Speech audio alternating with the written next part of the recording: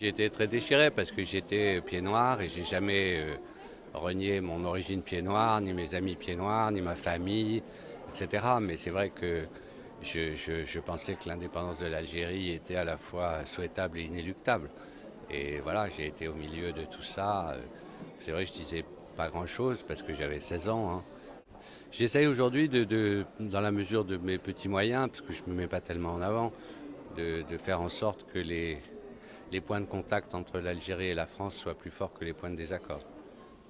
Bah, ça tient à cette histoire très très très compliquée et très tragique et à tous les problèmes qui sont des problèmes politiques, des problèmes de société, etc. Donc la culture est forcément liée à ça.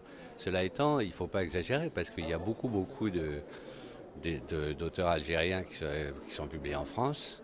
Il y a quand même pas mal d'auteurs français, en tout cas de langue française, qui sont publiés en Algérie. Donc c'est pas non plus un désert, hein. Bah, il y a des problèmes politiques globaux, hein. Il y a des problèmes d'apaisement des relations entre la France et l'Algérie. Je pense que ça viendra un jour ou l'autre. C'est une question de temps, c'est une question d'histoire.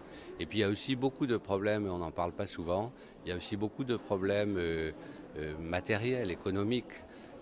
C'est vrai qu'on a beaucoup de mal à vendre des livres en Algérie, simplement parce que les livres ils coûtent très très cher.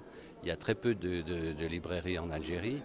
Il y a très peu de ce que j'ai dit tout à l'heure au débat. Il n'y a plus de salles de cinéma à Algérie. C'est incroyable. Il y a 2 salles de cinéma à Algérie. Dans le bled, il n'y a plus rien.